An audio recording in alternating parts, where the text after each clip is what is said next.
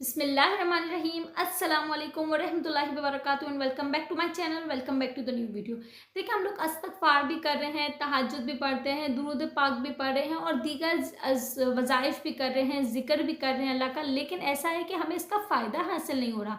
हमारी मुश्किलातें हैं जो ख़त्म होने का नाम ही नहीं ले रही। ऐसा होता है कि हमारे मसले ख़त्म नहीं होते तो दूसरा हो जाता है, दूसरा ख़त्म होता है तो तीसरा, लाइन में खड़े हुए होते हैं मसले, ठीक है ना। तो इसकी वजह ये है कि हम ऐसे गुनाह कर रहे हैं जिसकी वजह से हमारा इस्तग़फ़ार, हमारी दुआएं, तहज्जुद सब ज़ाया जा रहा है, ठीक है ना। इसकी वजह से सिर्फ हम अपनी दुनिया ही ख़राब नहीं कर रहे बल्कि हम अपनी आखिरत भी ख़राब कर रहे हैं। तो मैं आप लोगों के साथ आज 12 ऐसे गुनाह शेयर करूंगी जिसकी वजह से हम अपना ही नुकसान करके बैठे हैं। लेकिन इससे प्यार आप लोगों को ये काम करना होगा कि तमाम गुनाह जानने के बाद, देखिए ज़रूरी नहीं है कि 12 के 12 गुनाह ही आपके अंदर होंगे या मुझ में होंगे, नहीं। उसमें से कोई एक गुनाह भी हम कर रहे होंगे ना जिसकी वजह से हमारी तहज्जुद जैसी इतनी पावरफुल नमाज भी, पावरफुल दुआ भी हमारी कबूल नहीं होती है, ठीक है ना। लेकिन आप लोगों को काम ये करना है कि जब आप जान लो ये गुनाह के बारे में तो आप लोगों को सच्चे दिल से अल्लाह पाक से माफ़ी मांगनी है, सच्चे दिल से तौबा करनी है। और अल्लाह पाक अपने बंदों को हमेशा माफ़ करता है। अल्लाह पाक कहता है कि मेरा बंदा नदामत के साथ मेरे बारगाह में पेश हुआ है तो मैं उसे रुसवा नहीं करूँगा, मैं उसे खाली नहीं लौटाऊँगा, मैं उसे माफ़ करके फिर मौका दूंगा, ठीक है ना। क्योंकि इंसान दूसरा मौका नहीं देता, लेकिन हमारा रब है ना, वो हमेशा दूसरा मौका देता है। उसे पसंद है उसके बंदे का माफ़ी मांगना। अच्छा जी, तो स्टार्ट करते हैं। जो सबसे पहला गुनाह है ना वो है जिना करना। देखिए, जिना चाहे वो मर्द करे या वो औरत करे, अल्लाह पाक को ये सबसे नापसंदीदा फेल लगता है। अल्लाह पाक इसको इतना नापसंद करता है और कहते हैं कि अल्लाह पाक इसके जो जिना करता है ना इस चीज़ को कभी माफ़ नहीं करता, ठीक है ना। हुजूर पाक सल्लल्लाहु अलैहि वसल्लम का भी एक जगह फरमान है कि जानी जब तक जिना करता है तब तक उसका ईमान उससे जुदा रहता है। और एक और जगह भी मैंने किताब में पढ़ा था कि जो इंसान जिना करता है ना उसकी रोज़ी में बरकत ख़त्म हो जाती है। सेकेंडली, उसकी उम्र में बरकत ख़त्म हो जाती है। कहते हैं कि अल्लाह पाक उससे तौबा की तौफीक छीन लेता है, ठीक है ना। फिर उसके चेहरे पे से भी नूर हट जाता है और क़यामत के रोज़ अल्लाह पाक उसके साथ सख्ती से हिसाब करेगा, ठीक है ना। और लास्ट और सबसे आखिर जो है ना, हमारी जो हम बस जो ईमान है कि अल्लाह पाक हमें जन्नत में डालेगा, तो वो जो जानी होगा ना उसका ठिकाना आखिर जहन्नुम ही है। तो इससे अंदाज़ा लगा लो कि जो जिना करता है उसकी दुनिया भी बर्बाद है, उसकी आखिरत भी बर्बाद है। अच्छा, जो सेकंड गुनाह जो हम करते हैं वो है कर्ज लेके वापसी ना करना। देखें, एक होता है कर्ज लेना, अगर आप तंगदस्त हो, आपने किसी से कर्ज लिया है और आप वापसी नहीं दे पा रहे हो, तो अल्लाह पाक का इसका इरशाद ये है कि जो कर्ज देने वाला है अगर वो थोड़ी रियायत देता है या वो थोड़ी मोहलत बढ़ा देता है तो अल्लाह पाक की तरफ से उसको बेहतरीन अजर है, ठीक है ना। और जो कर्ज लिया हुआ है अल्लाह पाक उसके लिए भी आसानी वाले मामला करता है। लेकिन मैं बात ये कर रही हूँ कि अगर आपने कर्ज लिया है और आप देने की इस्तात रखते हो और आप ये समझ रहे हो कि मैंने तो उससे पैसे वसूल कर लिए हैं, अब मैं उसको नहीं दूंगा, तो देखें आपका यहाँ पे उस बंदे के साथ गुनाह करने का इरादा बन गया है, ठीक है ना। ये आप अगर समझ रहे हो कि ये मेरा कारोबार बन गया है, मेरी आमदनी खुल गई, तो ये एक सबसे बड़ा अल्लाह पाक की तरफ से नापसंदीदा फेल है, ठीक है ना। और कहते हैं कि इस बंदे को अल्लाह पाक की तरफ से ढील मिलती है, जो इस बंदा जो सच में कर्ज चुकाने में तकलीफ में है, लेकिन जो हम जान के कर्ज नहीं देते ना, ये एक ऐसा गुनाह है जिसकी वजह से हम अपनी तमाम इबादतों को हम अंधे कुएं में डाल रहे हैं, सही है ना। तीसरा गुनाह जो हम करते हैं ना वो ये करते हैं कि हमारे अंदर गुरूर और तकब्बुर होता है। हम अपने आप को दूसरों से आला समझते हैं, चाहे वो दुनियावी मामलात पे, चाहे तो वो दीनी मामलात पे। हम समझते हैं कि अल्लाह ने मुझे दिया है पैसा बहुत, तो मैं बहुत आला दर्जे पे हूँ, मुझे तो अल्लाह पाक ने बहुत नवाजा है, तो बस मुझ में तो गुरूर आ जाएगा, तकब्बुर आ जाएगा पैसों का। अगर मैं दीनदार हूँ, अल्लाह पाक ने मुझे नेक तौफीक दी है, तो मुझे उस चीज़ का तकब्बुर होगा कि यार देखो वो तो नमाज नहीं पढ़ता, मैं तो देखो तहज्जुद गुजार हूँ, मैं ये हूँ। तो अल्लाह पाक ऐसे लोगों को बिल्कुल पसंद नहीं करता। ऐसे लोगों की इबादत सिर्फ दिखावे की होती है, या वो इबादत हो या तो वो इनका जीने का लाइफस्टाइल हो, दुनियावी लाइफस्टाइल हो, ये सब दिखावा है। और अल्लाह पाक को ये चीज़ नापसंद है, जिसकी वजह से अल्लाह पाक उनकी जो इबादतें हैं वो भी कबूल नहीं फरमाता। चौथा गुनाह जो हम कर लेते हैं वो ये है कि हम अपने अल्लाह के बंदों के ऊपर हम इतना कठिन दिल रख लेते हैं, इतना हम जुल्म करना स्टार्ट कर देते हैं, हम जालिम बन जाते हैं। और अल्लाह पाक की तरफ से जालिमों पे लानत है। अल्लाह पाक फरमाता है तुम अहले दुनिया पर रहम करो, अहले दुनिया के लिए आसानियाँ पैदा करो, मैं तुम्हारे लिए आसानियाँ पैदा करूँगा। हमें चाहिए कि हम अल्लाह के बंदों के ऊपर, ठीक है गलत हुआ है या आपके साथ ज्यादती हो रही है या आप परेशान हाल हो, लेकिन इसका ये मतलब नहीं है कि आप किसी के साथ भी जुल्म ज्यादती करो। हमें अल्लाह पाक ने अशरफुल मखलूक़ात इसलिए नहीं बनाया, हमें आला दर्जा इसलिए नहीं दिया कि हम किसी और के ऊपर जुल्म करने का हक रखते हैं। नहीं, अल्लाह सोचे हम कहते हैं ना अल्लाह पाक हम 70 माओं से ज़्यादा प्यार करते हैं। तो ये सोचिए कि जिसको ऊपर हम जुल्म कर रहे हैं, जो मजलूम है, तो क्या अल्लाह पाक उससे नहीं 70 माओं जितना प्यार करता होगा? अल्लाह को कितना बुरा लगता होगा कि हम अल्लाह के बंदे पर ही इतना जुल्म कर रहे हैं।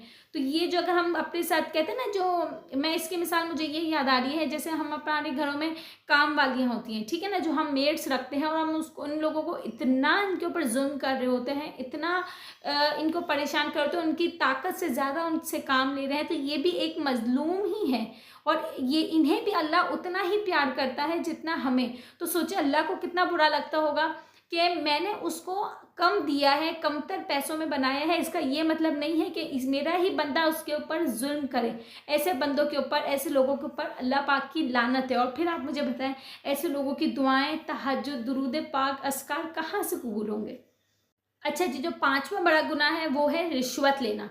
आजकल देखिए रिश्वत को ऐसा है कि लोगों ने अपना कारोबार समझ रखा है, अपनी साइड इनकम इसको समझ रखा है। लेकिन देखिए रिश्वत देने वाला, रिश्वत लेने वाला दोनों ही जहन्नुमी है, दोनों पर ही अल्लाह की लानत है। देखिए हमें अल्लाह पाक ने जितना दिया, ये मेरा जो खास बोलने का मकसद है वो रिश्वत लेने वाले के लिए, ठीक है ना। रिश्वत देने वाला तो है ही गलत, लेकिन वो बहुत कम लोग हैं। हम लोग क्या करते हैं, हम रिश्वत ले रहे हैं किसी से, एक्स्ट्रा इनकम, एक्स्ट्रा जो आमदनी, जो एक्स्ट्रा पैसे मांग रहे हैं, हो सकता है वो अपनी मजबूरी के तहत दे रहा हो, तो वो इतना पकड़ में नहीं है। लेकिन जो आप ले रहे हो, जिसने इसको कारोबार समझा हुआ है, उसके लिए अल्लाह पाक ने खास फरमाया है कि ये लेने वाला और देने वाला दोनों पे अल्लाह पाक की लानत है। आपको कहने का अल्लाह पाक की तरफ से मकसद है कि देखो अल्लाह पाक ने जितना दिया है ना, उस पर शुक्र अदा करो। किसी को अल्लाह ने कम दिया है, किसी को ज़्यादा दिया है, किसी को कहते हैं ना अल्लाह पाक दे के भी आजमा रहा है, ले के भी आजमा रहा है। बस हमें इस पर शुक्र अदा करना चाहिए, ना कि हमारे उल्टे सीधे तरीके ढूंढने चाहिए आमदनी के, ठीक है ना। ऐसे लोगों को भी देखें, आप अपने घर में, आप अपने बच्चों को, अपनी बीवी को, अपने माँ बाप को रिश्वत की कमाई खिला रहे हो, रिश्वत से पैसे से आप इनको कमाई खिला रहे हो, अनाज खिला रहे हो, तो बच्चे बताओ आप कि आपकी फिर दुआएं, आपकी तहज्जुद कैसे कबूल होंगी? आपके घर में बरकतें आएंगी कहाँ से? फिर आप कैसे बोल सकते हो कि हमारी दुआएं कबूल नहीं हो रही हैं, हमें तो कोई चीज़ का फ़ायदा ही नहीं हो रहा, तो कहाँ से होगा? हमें अपनी जो नॉर्मल लाइफ है, इर्द गिर्द की ज़िंदगी में जो हम कर रहे हैं या हमारे साथ हो रहे हैं, हमें इस पर गौर करने की बहुत ज़रूरत है। अच्छा जी, जो छठा गुनाह है वो है नापाकी। देखिए नापाकी इन सेंस में कि देखिए आपको अल्लाह पाक ने इतना, कहते हैं कि सफाई निफ्स ईमान है। अल्लाह पाक ने सफाई को आधा ईमान करार दे दिया है। जब अल्लाह पाक ने इतनी सफाई की तरजीह दी है और हम अपना इर्द गिर्द, अपना खुद का ज़ाती, अपने कपड़े, अपना जिस्म, अपना बिस्तर और बाकी इर्द गिर्द चीज़ें साफ़ नहीं रखेंगे, नापाकी रखेंगे, तो वहाँ पे शैतान का बसेरा होगा। और जहाँ पे शैतान का बसेरा होगा तो वहाँ आप मुझे बताएं, इतनी मनहूसियत रहेगी, उतनी लानतें रहेंगी, तो कहाँ हमारी दुआएं कबूल होंगी?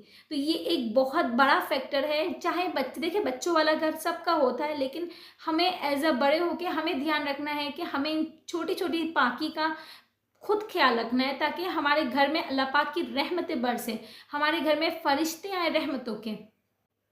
अच्छा जी, जो 7वां सबसे बड़ा जो हम गुनाह कर लेते हैं ना, वो ये करते हैं कि हम दूसरों के पिछले गुनाह याद दिलाते हैं। हम उनको रुक के, जो भूल भी गए होंगे ना, जो करने वाला वो भी भूल गया होगा ना, लेकिन हम बन जाते फिरौन। हम याद दिलाते हैं कि तुमने तो फलाना, तुम तो पहले ऐसा करते थे, तुम तो पहले नमाजें नहीं पढ़ते थे, तुमने तो पहले बहुत चोरियां की हैं, तुम्हारी तो पहले ज़बान तो ऐसी थी कि तुम तो दिल आज़ारियाँ करते थे। भाई वो अल्लाह की तरफ लौट आए हैं, जब उसे अल्लाह ने तौफीक दे दी, उसका हिसाब अल्लाह की जनाब में है। तो हम इंसान हो के कौन होते हैं जो हम किसी को बोलें? हम अगर मस्जिद में किसी को, जैसे कि कोई अगर आदमी है, आदमी बैठे हुए हैं या कुछ, तो हम उसको याद दिलाएंगे, तुमने तो पहले तो जुम्मा नमाज ही नहीं पढ़ते थे, तुमने तो पहले कोई तहज्जुद की नमाज नहीं पढ़ी, तुमने तो पहले कोई इशा की कुछ नफलें नहीं पढ़ी या रमज़ान की नफल वो नहीं पढ़ी, कुछ भी नमाज, और अब तुम आगे नमाजें पढ़ने। भाई उसका मामला अल्लाह की सुपुर्द।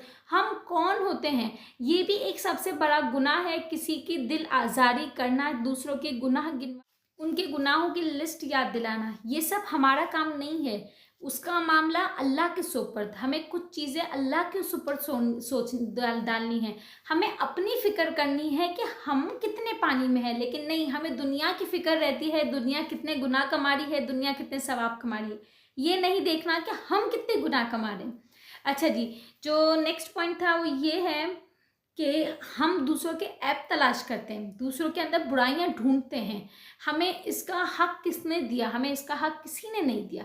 अल्लाह पाक कहता है कि तुम दूसरों के ऐप पे पर्दा डालो, मैं तुम्हारे ऐप पे पर्दा डालूंगा। लेकिन हम क्या करते हैं?